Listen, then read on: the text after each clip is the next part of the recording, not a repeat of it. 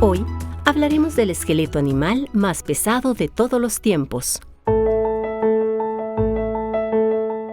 Hace 39 millones de años, el valle de Ica, en el sur de Perú, estaba cubierto de agua, y en este mar nadaba el animal más pesado del planeta, conocido hoy como Perucetus colossus, un cetáceo cuyo fósil fue descubierto hace algunos años en este país suramericano. Tras una serie de rigurosos estudios, los investigadores concluyeron que se trata de una antigua especie de ballena extinta hace muchísimo tiempo y que se estima podría haber pesado cerca de 200 toneladas. Durante años, se ha considerado que la ballena azul es el animal más grande y pesado del planeta, pero este hallazgo podría cambiar esta idea. Y para conversar más sobre este tema, nos acompaña el doctor Mario Emilio Urbina Smith, paleontólogo peruano y miembro del equipo que descubrió el fósil.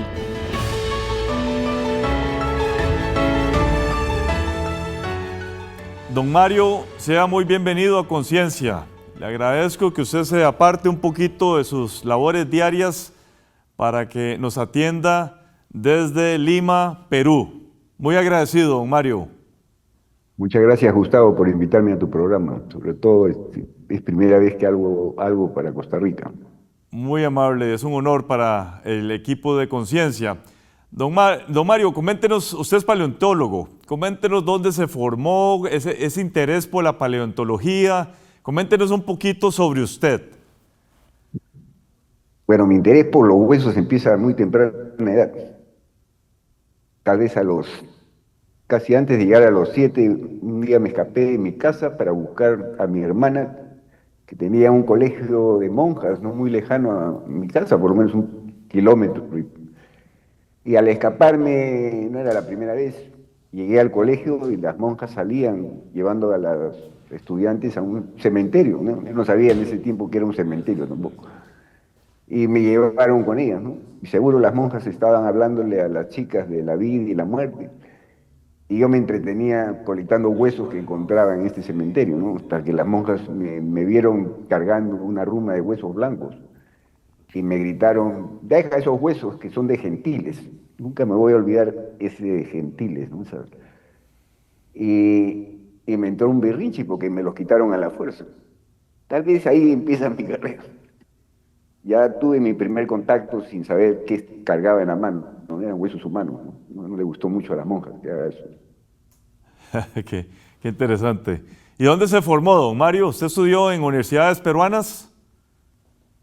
Mira, yo nunca he terminado ni siquiera el colegio, pero vivo en universidades desde que empecé a trabajar con ellas desde que tengo 17 años. ¡Qué maravilla! Yo era un colector de osamentas modernas.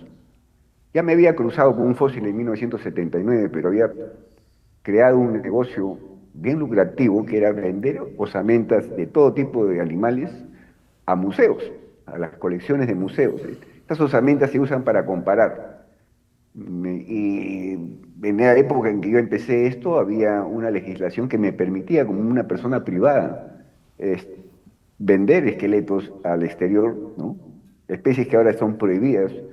He llegado a llevar hasta delfines. No tenía un límite de las cosas que podía vender. He vendido mosquitos. Era un negocio rentable, hasta que un día me cambiaron las leyes, sobre todo las leyes del comercio de especies en peligro, y ahora solo se permite entre instituciones, ¿no? Eso es lo que tal vez me llevó a los museos, ya que para yo continuar mi negocio necesitaba una institución, ya no lo podía hacer libremente como un comerciante privado. Qué interesante, qué interesante. Y mi contacto con los museos empieza a ir trayendo las especies más raras del Perú para las colecciones de diferentes departamentos del museo. Y mi interés todavía por la paleontología ni siquiera aparecía en mi mente, ¿no? Fueron las circunstancias de pasar de los cambios de las leyes internacionales, me empujó a buscar otro rubro en las ciencias naturales que pueda vender algo. No era la ciencia lo que me movía, era la plata. Ya. Pero al final de todo terminé siendo un científico, ¿no? pero es una larga historia, no sé si vas a tener tiempo en tu programa para que te cuente todo. Muy interesante, don Mario, muy interesante. Ustedes hicieron un descubrimiento de un esqueleto animal que aparentemente es el más pesado que se haya encontrado en todos los tiempos. Coméntenos cómo se dio ese encuentro, cómo se dio ese descubrimiento, don Mario, y lo que significó para ustedes como equipo investigador. Bueno, ese animalito al que tú te refieres para mí es un problema. De pesado es pesado, ¿no? Es un problema porque me ha traído problemas económicos y políticos. Políticos en el sentido que no trabajo solo en la descripción de este animal que es único, no hay otro esqueleto en el mundo, no hay nada parecido en el mundo. Tanto es así que me tardó 4 años convencer a mis colegas de que este animal existe, ya que pensaban que me había confundido con una piedra o un cristal de roca. Pero en realidad es un animal único, no hay nada comparable a este bicho en ninguna parte del mundo.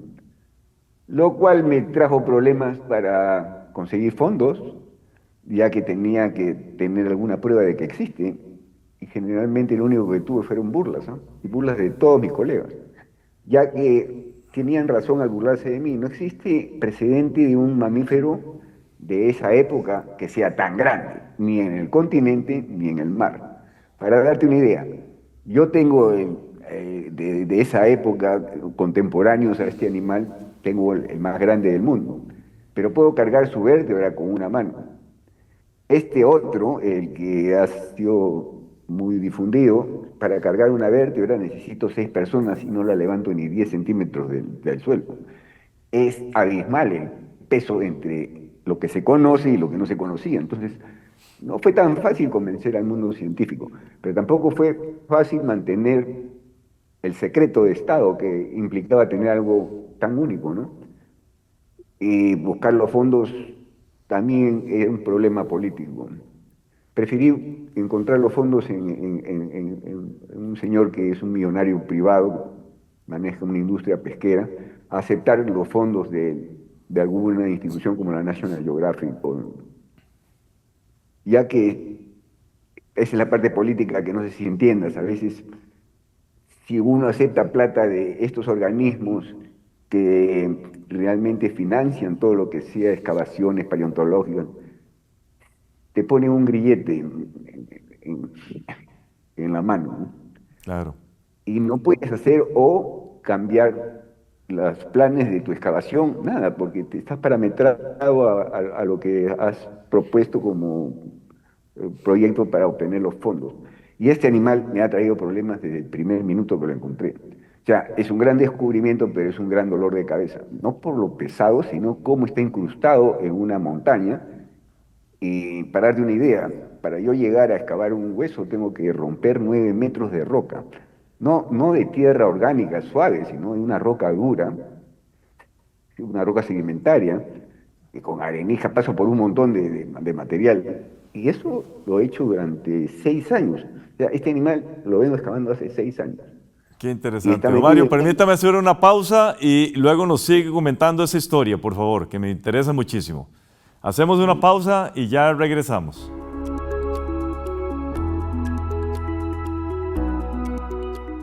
La palabra fósil proviene del latín fossilis, que literalmente significa desenterrado, y de la palabra fodere, que significa cavar.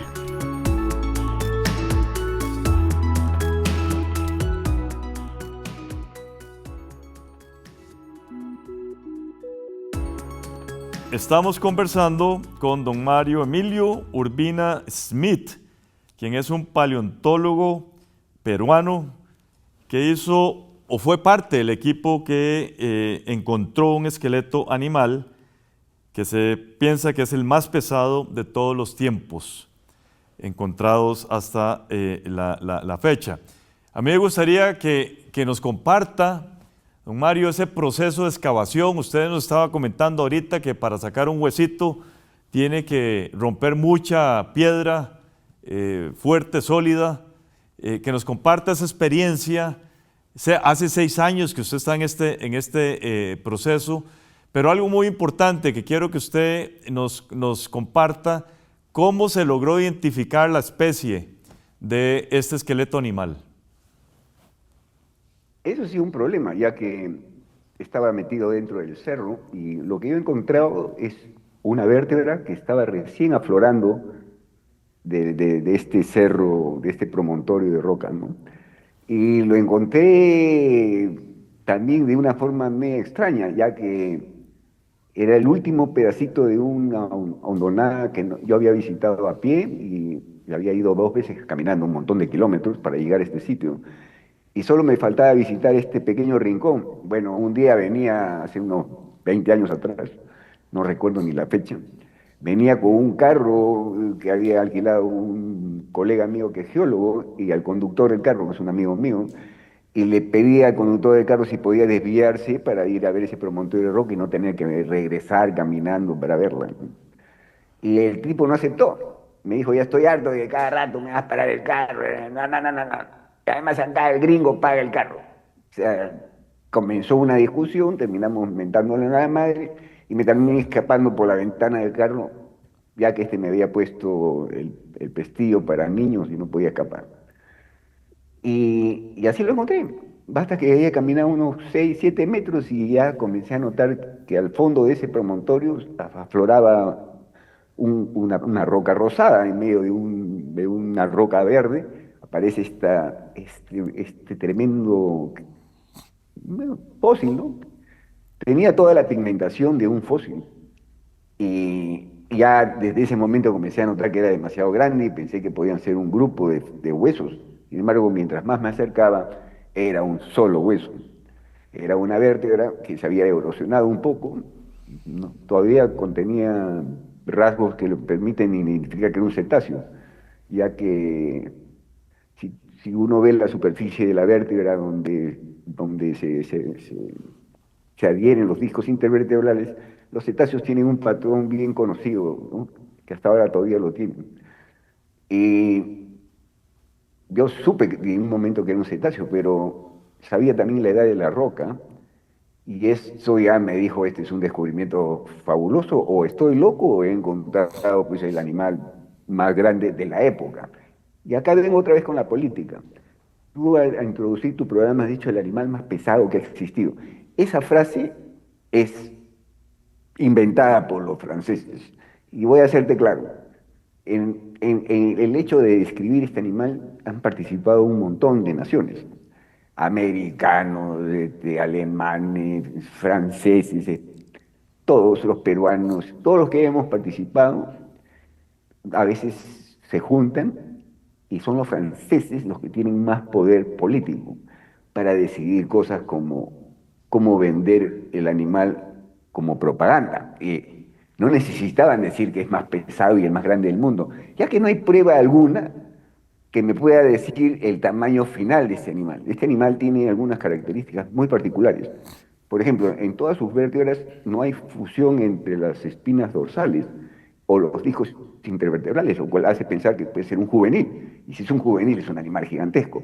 Pero en el caso de los cetáceos, cetáceos que no se conocen, arcaicos, puede que estas características juveniles sean simples estrategias por las cuales el esqueleto no ha terminado de fusionarse para poder tener movimientos que no le permitirían, si es que lo logra hacer, ¿no? Es más flexible la columna vertebral al no estar fusionada. Entonces, pueden ser, ¿cómo se dice? Pueden ser ventajas que el animal ha retenido, caracteres juveniles que ha retenido para poder alimentarse o moverse en su ambiente. Ahora, el animal, si uno lo compara con cualquier otro cetáceo, es muy distinto. Más parece un esqueleto de un manatí.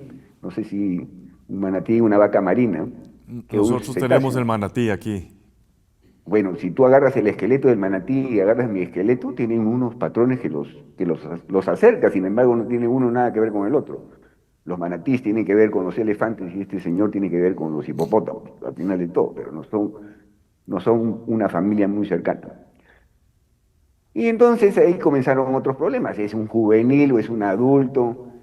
Mira, bien, se ha armado tal bronca a nivel mundial Y para resolver este problema se tiene que encontrar un segundo individuo. Y no va a haber un segundo individuo porque tengo la sospecha que Perucetus es un animal endémico del Perú, ya que no existe precedente alguno, ni en el continente ni en el mar, de animales que logren ese tamaño para esa época. Y cuando lo encontré tenía bien claro que este animal era demasiado grande para estar en una roca de 37 millones de años. Nos comprendemos. Era algo que se salía del cuadro y sabía que no me iban a creer. Y nadie me creyó.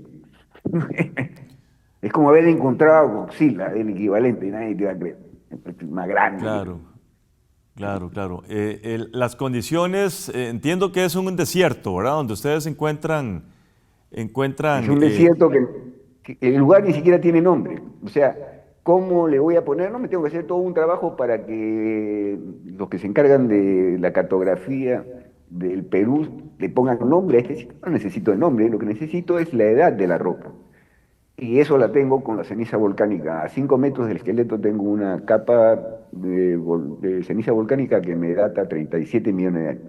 Este está pues, unos metros más abajo, pero más o menos es el rango de sus tiempos, ¿no? Pero el ambiente donde vivía no es un lugar que creo que voy a volver a encontrar. Este pedacito de mundo perdido del Eoceno es un ambiente bien distinto a los que suelo trabajar, que son cercanos a la costa.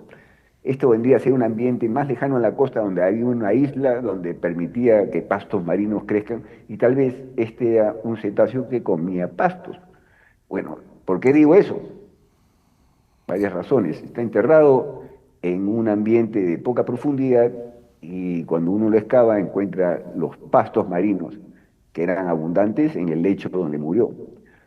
Ahora, eso también podría explicar su tamaño, ¿no? Pero en realidad nadie sabe qué comía. No tenemos un solo diente que nos pueda decir nada del animal. Qué No sabemos si interesante. era un adulto o un juvenil.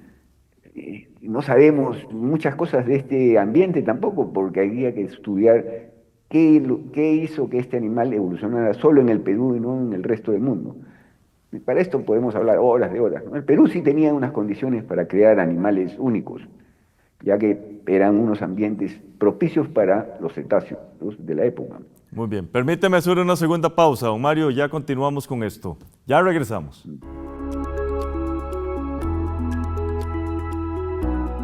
Los fósiles del Perucetus colossus fueron descubiertos hace 13 años, pero debido a su tamaño y forma, tomó 3 años trasladarlos a Lima.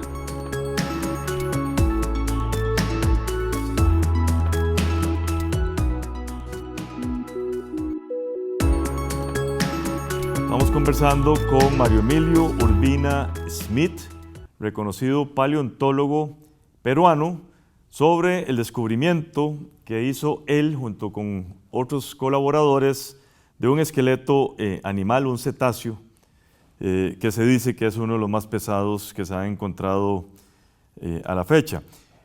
Hablemos un poquito, don Mario, de la importancia del descubrimiento de estos restos óseos para la comprensión de la evolución de los cetáceos.